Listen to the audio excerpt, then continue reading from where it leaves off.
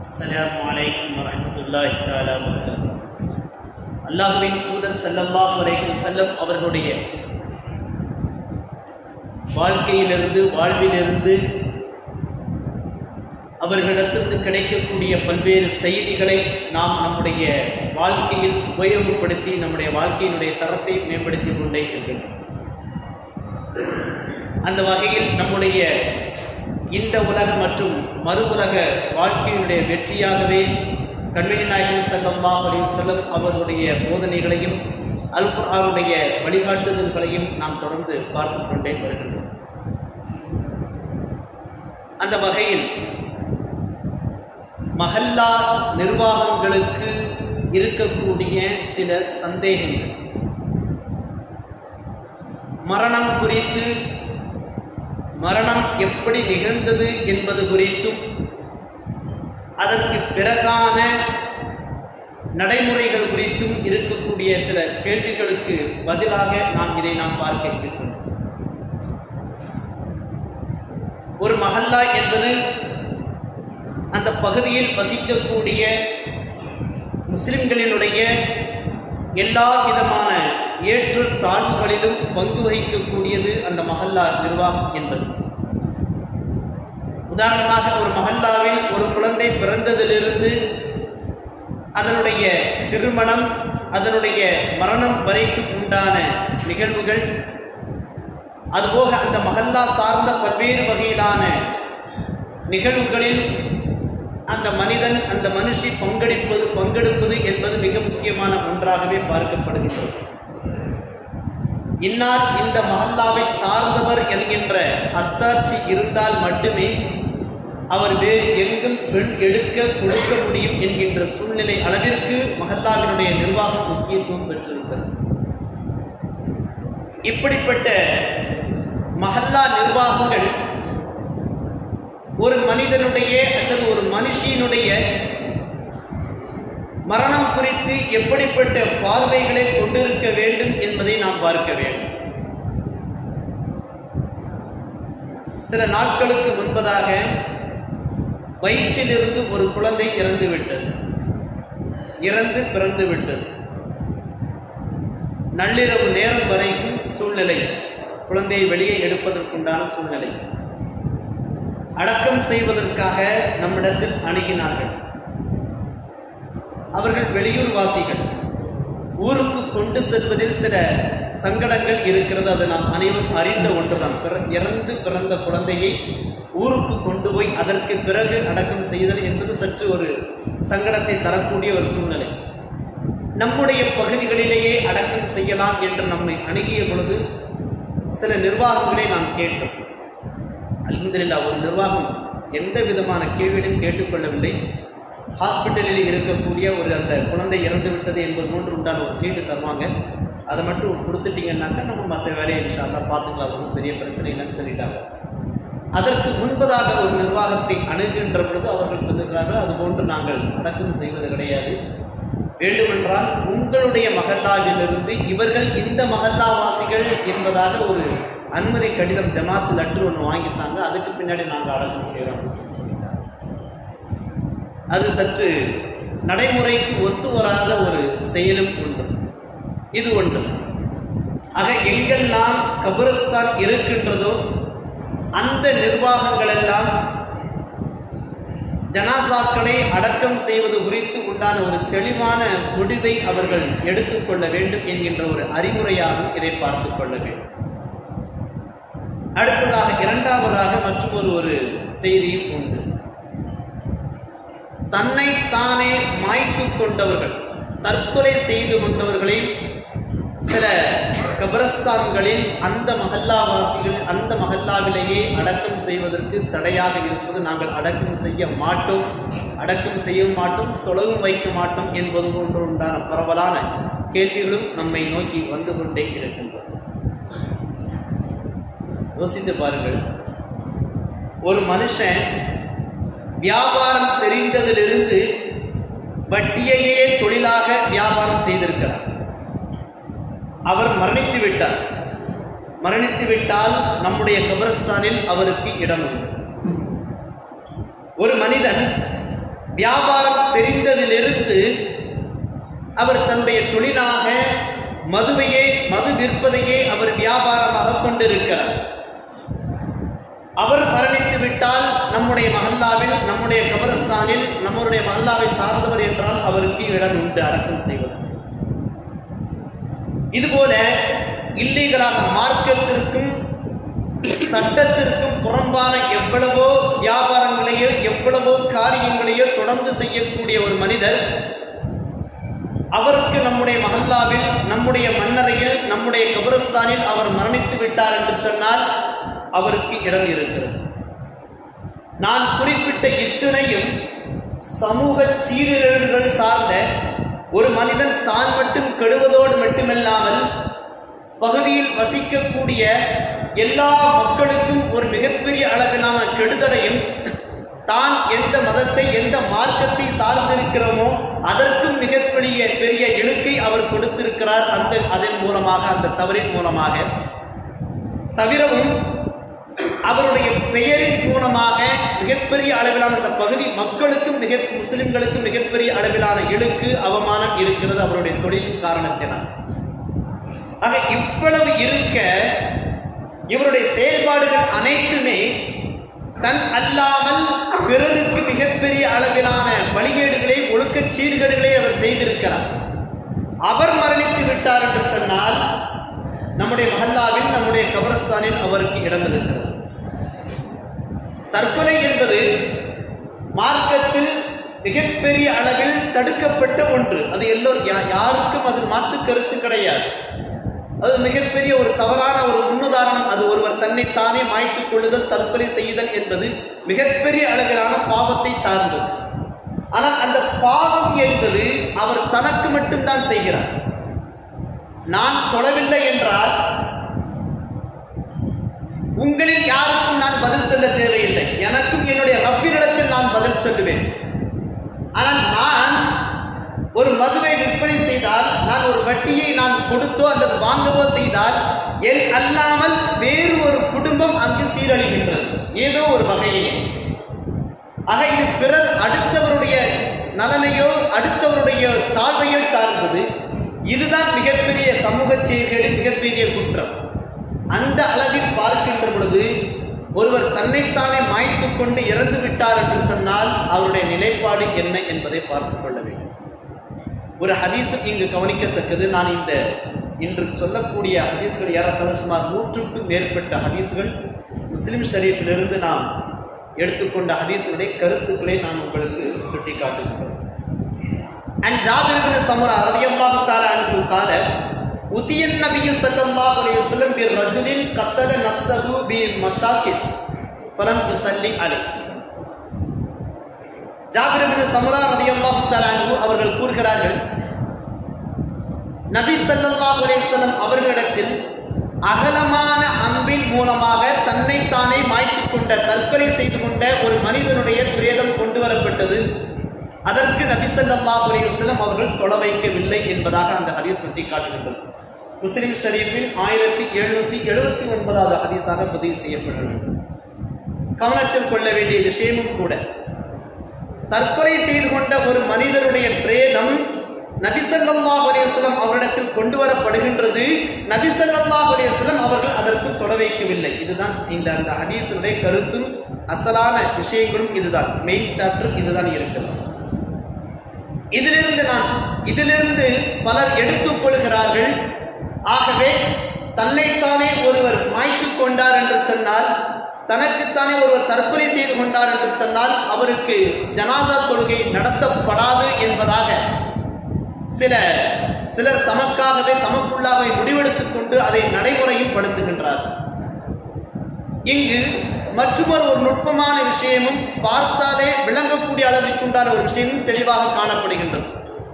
நபி ஸல்லல்லாஹு அலைஹி வஸல்லம் அவர்களிடத்தில் ஒரு பழக்கம் உண்டு, ஒரு முன்னுதாரணம் உண்டு. கடன் பாக்கி வைத்து ஒருவர் மரணித்திருந்தால் அவருக்கு நபி ஸல்லல்லாஹு அலைஹி வஸல்லம் அவர்கள் தொழ வைக்க மாட்டார்கள். அதுபோலவே ஒருவர் தன்னைத்தானே மாய்த்துக் கொண்டார் என்று சொன்னால், தற்கொலை செய்து கொண்டார் என்று சொன்னால் நபி ஸல்லல்லாஹு அலைஹி வஸல்லம் அவர்கள் அவருக்கு தொழ வைக்க மாட்டார்கள். வேறு சில காரணங்களுக்காகவும் சிலருக்கு நபி ஸல்லல்லாஹு அலைஹி வஸல்லம் அவர்கள் தொழ வைத்தது கிடையாது. ஒத்துக்கொள்ள வேண்டிய ஒரு விஷயம்தான். ஆனால் நபி ஸல்லல்லாஹு அலைஹி வஸல்லம் அவர்கள் தொழ வைக்கவே ஒழிய வேறு ஒருவர் தலைமை தாங்கி அந்த ஜனாசாவிற்கு தொழுகை நடத்தி இருக்கிறார்கள். மக்கள் யாவரும் அவர்களுக்காக தொழுதிருக்கும் செய்திருக்கிறார்கள். மற்றொரு ஹதீஸையும் நாம் இங்கு கவனத்தில் கொண்டால் இன்னும் ஆழமாக புரியும். அப்துல்லாஹ் பின் அப்பாஸ் ரலியல்லாஹு தஆலா அன்ஹு கால, இது சற்று பெரிய ஹதீஸிலிருந்து ஒரு சுருக்கத்தை சுட்டி காட்டுகிறேன். கால இன்னி சமிஅத்து ரசூலுல்லாஹி ஸல்லல்லாஹு அலைஹி வஸல்லம் யகூலு மா மின் ரஜுலின் முஸ்லிமின் யமூது ஃபயகூமு அலா ஜனாஸத்தி 40 ரஜுலன் லா யுஸ்ரிகூன பில்லாஹி ஷைஅன் இல்லா ஷஃபஅஹுமுல்லாஹு ஃபீ அவ் கமா கால அலைஹி ஸலாத்து வஸலாம். ரவாஹு முஸ்லிம். முஸ்லிம் ஷரீஃபில் பதிவு செய்யப்படுகின்றது. 1730வது ஹதீஸாக பதிவு செய்யப்படுகின்றது. அப்துல்லாஹ் பின் அப்பாஸ் ரலியல்லாஹு தஆலா அன்ஹு அவர்கள் கூறுகிறார்கள், ஒரு முஸ்லிம் அவர் இறந்து விட்டார். அவர் இறந்த பிறகு அல்லாஹ்விற்கு எதையும் இணை வைக்காத 40 முஸ்லிம்கள் அவருடைய ஜனாசாவில் கலந்து கொண்டார்கள் என்று சொன்னால் அவருடைய பிரார்த்தனையை, அந்த 40 பேருடைய பரிந்துரையை அல்லாஹ் ஜல்ல ஷானஹு தஆலா கண்டிப்பாக ஏற்றுக்கொள்கிறான் என்று அல்லாஹ்வின் தூதர் ஸல்லல்லாஹு அலைஹி வஸல்லம் கூற, சத்தியமாக நான் எனது காதால் கேட்டிருக்கிறேன் என்பதாக அப்துல்லாஹ் பின் அப்பாஸ் ரலியல்லாஹு தஆலா அன்ஹு அவர்கள் அறிவிக்கக்கூடிய இந்த ஹதீஸ் முஸ்லிம் ஷரீஃபில் 1730வது ஹதீஸாக பதிவு செய்யப்பட்டது. ஆக இந்த ஹதீஸின் மூலமாக தெரிந்து கொள்ளக்கூடிய மிக முக்கியமான விஷயம், ஒருவர் மரணித்து விட்டால் அவருக்காக தொழப்படக்கூடிய அந்த ஜனாசா தொழுகை என்பது அவருடைய பாவ மன்னிப்புக்கான ஒரு பரிகாரமாக அந்த தொழுகை இருக்கிறது என்பதை நாம் விளங்க முடிகின்றது. அதனாலேயே இதை மார்க்கம் ஃபர்து கிஃபாயா, குறிப்பிட்ட நபர்கள் கண்டிப்பாக தொழ வேண்டும் என்கின்ற கட்டாயத்திற்கு அந்த தொழுகையை வலியுறுத்தி இருக்கின்றது. சிலராவது அந்த தொழுகையை தொழுதுவிட வேண்டும். இங்கு மேலதிகபட்சமாக 40 நபர்கள் மரணித்துவிட்ட ஒருவருக்காக தொழுதார்கள் என்று சொன்னால் அந்த தொழுகையில் என்னென்ன ஓதப்படுகின்றது என்பது அனைவரும் நாம் அறிந்து கொண்ட ஒன்றுதான். அந்த மையத்திற்காக நாம் பிரார்த்தனை செய்கின்றோம். அந்த 40 நபர்களும் முஸ்லிம்களாக இருக்கும் பட்சத்தில் அவர்களுடைய அந்த துஆவை, அந்த பரிந்துரையை, அந்த சிபாரிசை நிச்சயமாக அல்லாஹ் ஜல்ல ஷானஹு தஆலா ஏற்றுக்கொள்கிறான் என்பதாக அல்லாஹ்வின் தூதர் ஸல்லல்லாஹு அலைஹி வஸல்லம் அவர்கள் சுட்டிக்காட்டியிருக்கிறார். என்கின்ற பொழுது இந்த தொழுகை என்பது யாருக்கு மிக முக்கியமாக தேவைப்படுகிறது என்பதை பார்த்துக் கொள்ள வேண்டும்.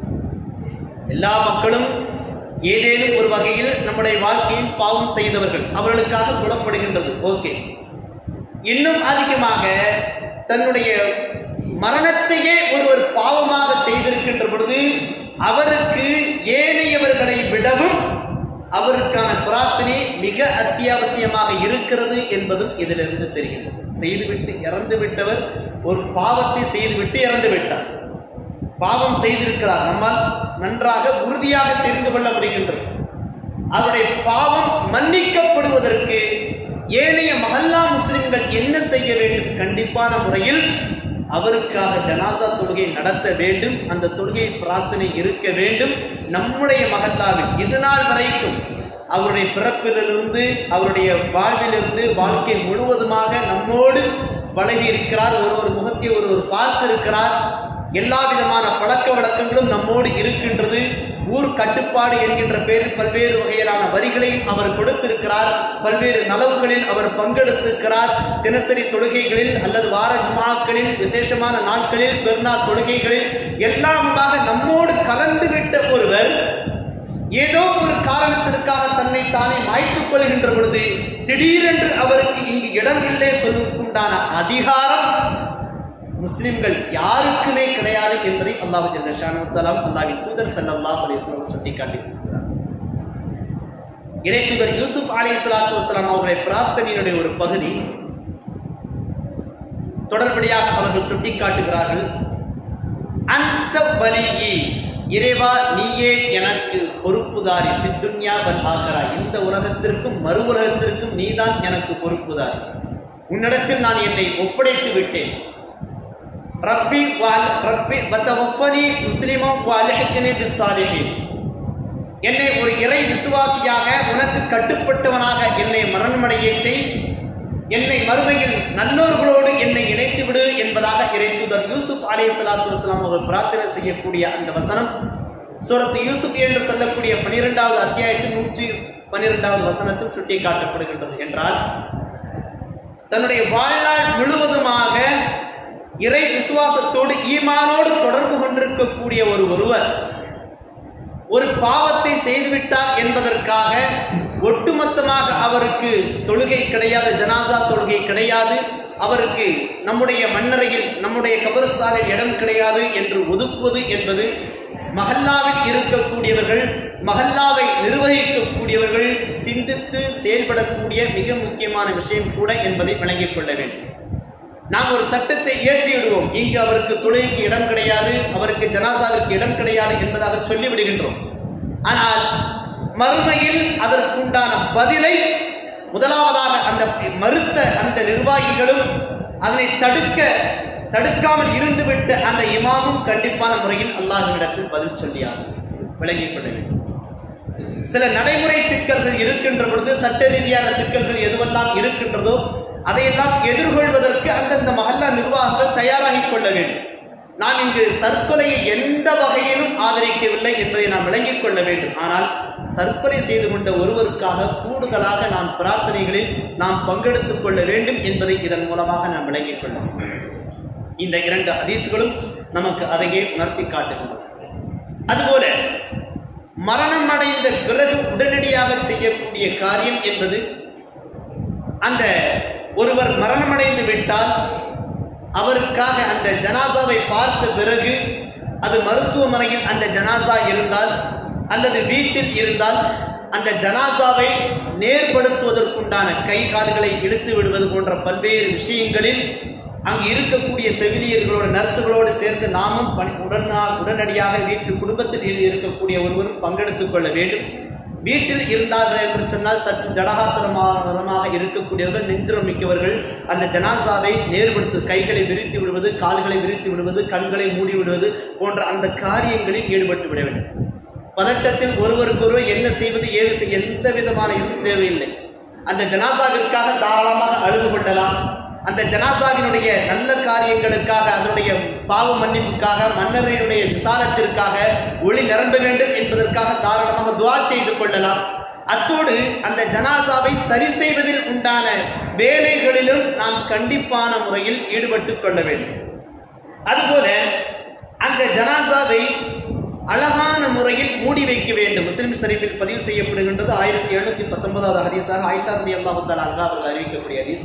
அல்லாஹ்வின் தூதர் ஸல்லல்லாஹு அலைஹி வஸல்லம் அவர்கள் மரணித்த பிறகு அவருடைய முகம் முழுவதும், உடல் முழுவதுமாக யமன் தேசத்து ஒரு பருத்தி ஆடையினால் நாங்கள் மூடியிருந்தோம் என்பதாக சுட்டிக்காட்டுகிறார். இது அல்லாஹ்வின் தூதர் ஸல்லல்லாஹு அலைஹி வஸல்லம் அவருடைய காலத்திற்கு முந்திலிருந்தே மரணித்து விட்ட ஒருவருக்காக அந்த முகம் இதிலிருந்து முழுவதுமாக மூடி வைத்துக் கொள்ளக்கூடிய ஒரு பண்பாடு, ஒரு கலாச்சாரம், ஒரு ஒழுக்கம் சார்ந்த ஒரு நிலையையும் நாம் இங்கு கவனத்தில் கொள்ள வேண்டும். அதுபோல குளிப்பாட்டுகின்ற பொழுது பொது செய்யக்கூடிய பகுதிகள் வலதுபுறத்திலிருந்து அந்த குளிப்பாட்டக்கூடியதை ஆரம்பித்துக் கொள்ள வேண்டும். அந்தந்த பகுதியினுடைய புழக்கத்தில் வாசனை திரவியங்கள் எதுவெல்லாம் இருக்கின்றதோ, அல்லது இயற்கையாகவோ அல்லது சந்தனம் அல்லது வேறு ஏதேனும் இலைகள், சோப்பு போன்றவற்றில் ஒரு 3 முறை அந்த ஜனாசாவை கழுவிக்கொள்ள வேண்டும். 3 to 5 முறை கூட தாராளமாக கழுவிக்கொள்ள வேண்டும் என்பதை நமக்கு மார்க்கத்தில் அனுமதிக்கப்பட்டிருக்கிறது. அதுபோல பிரேத ஆடையாக தைக்கப்படாத 3 ஆடைகள், மேலாடை ஒன்று, கீழாடை ஒன்று, சற்று பெரியதாக அதற்குண்டான கஃபனுக்குண்டான அந்த துணிகள் என்னென்ன என்பது அவர்களுக்கு தெரியும். மிக முக்கியமாக 3 ஆடைகள் இருக்க வேண்டும். தைக்கப்படாத மேலாடை ஒன்று, கீழாடை ஒன்று, உடல் முழுவதுமாக மூடி கட்டக்கூடிய ஆடைகள் ஒன்று. இந்த 3 பிரதானமாக இருக்க வேண்டும். பருத்தி ஆடையாக, காட்டனாக இருப்பது இன்னும் ஏற்றமானது, வெண்மை நிற ஆடையாக இருப்பது இன்னும் ஏற்றமானது என்பதாக ஹதீஸ்களின் மூலமாக நமக்கு ஏராளமான முறைகள் காண கிடைக்கின்றது. அதுபோல தொழுகைக்காக அந்த கபரஸ்தானை கடக்கின்ற பொழுது அவர்களுக்காக நாம் எவ்வளவுக்கு எவ்வளவு பிரார்த்தனை செய்ய முடியுமோ அவ்வளவுக்கு எவ்வளவு பிரார்த்தனை செய்து கொள்ள வேண்டும். அஸ்ஸலாமு அலைக்கும் தார கௌமின் முஃமினீன் வ அதாக்கும் மா துஅதுன வதம் அஜ்ஜலூன் வ இன்னா இன்ஷா அல்லாஹ் பிக்கும் லாஹிகும். அவர்களுக்கு சலாம் சொல்லிவிட்டு நீங்கள் உங்களுக்கு வாக்களிக்கப்பட்ட ஒன்று வந்துவிட்டது, இன்ஷா அல்லாஹ் இறைவனுடைய நாட்டத்தின்படி நாங்கள் நாளை வரக்கூடியவர்களாக இருக்கிறோம் என்று சொல்லி அந்த மன்னரையில் இருப்பவர்களுக்காக நாம் தாராளமான முறையில் பிரார்த்தனை செய்து கொள்ள வேண்டும். அதனை தொடர்ந்து உண்டான அந்த தொழக்கூடிய தொழுகை முறைகள் அனைத்தும் நமக்கும் தெரியும். ஆக இந்த ஜனாசா ஒருவர் இறந்து விட்டார் என்ற பிறகு அதற்கு அடுத்த முறையில் செய்யக்கூடிய முறைகளை நாம் சரியான முறையில் செயல்படுத்திக் கொள்ள வேண்டும். ஒவ்வொரு மஹல்லாவிலும் அதற்குண்டான முறைகள் இருக்கும். அந்தந்த சந்தாக்களை கட்டிவிட்டு நம்முடைய மஹல்லாவில் அந்த ஜனாசாவிற்கான இடம் தருவது முதற்கொண்டு என்னெல்லாம் இருக்கின்றதோ அந்த வழிமுறைகள் அனைத்தையும் மஹல்லா மக்களும் ஒத்துழைப்பு கொடுக்க வேண்டும். எந்தெந்த பகுதிகள் எல்லாம் இருக்கிறதோ அதையும் செய்து கொள்ள வேண்டும். அதுபோல எப்பொழுதும் அந்தந்த மஹல்லா நிர்வாகத்தோடும் பள்ளிவாசலோடும் எப்பொழுதும் தொடர்பில் நாம் இருந்து கொண்டே இருக்க வேண்டும். அல்லாஹ் ஜல்ல ஷானஹு வ தஆலா முஸ்லிம்கள் அனைவரும் ஒற்றுமையோடும் ஒழுக்கத்தோடும் வாழக்கூடிய அந்த மனப்பக்குவத்தை நம் அனைவருக்கும் தந்தல் புரிவானாக. வா ஆகிரு தஅவானா அல்ஹம்துலில்லாஹி ரப்பில் ஆலமீன். அஸ்ஸலாமு அலைக்கும் வரஹ்மத்துல்லாஹி தஆலா வபரகாத்துஹு.